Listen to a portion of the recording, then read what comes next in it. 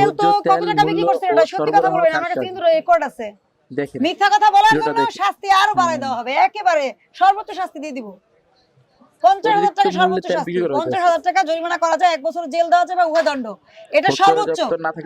যদি আপনি ভুল স্বীকার করেন, অনুতপ্ত হন, সেটা আমি বিবেচনা করে দেখব। কি বিক্রি করেছেন এটা 380 টাকা করছেন?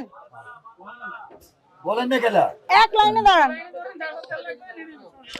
উনার কাছে হয়তো 80 পিসের মতো তেল আছে, 80 জনের বেশি তো নিতে পারবেন না, একটা করে নেবেন সবাই, ঠিক আছে?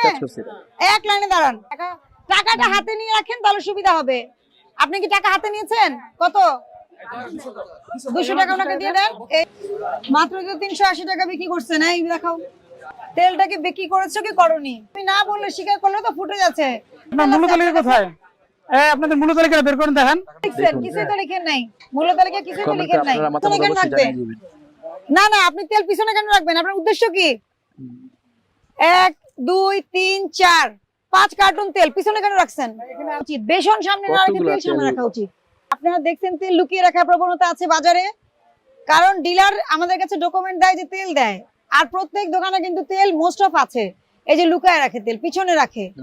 ভোক্তাধিকার সংরক্ষণ আইন 2009 ধারা 40 অনুযায়ী 10,000 টাকা আপনাকে জরিমানা আরোপ করা হলো। আপনার চাল রাখার জায়গা আছে, তেল রাখার জায়গা নাই, মাথার উপর উঠাই দিচ্ছেন, মাথার উপর উঠাই দিচ্ছেন। আপনি নামান, আপনাকে আর বেচতে হবে না তেল।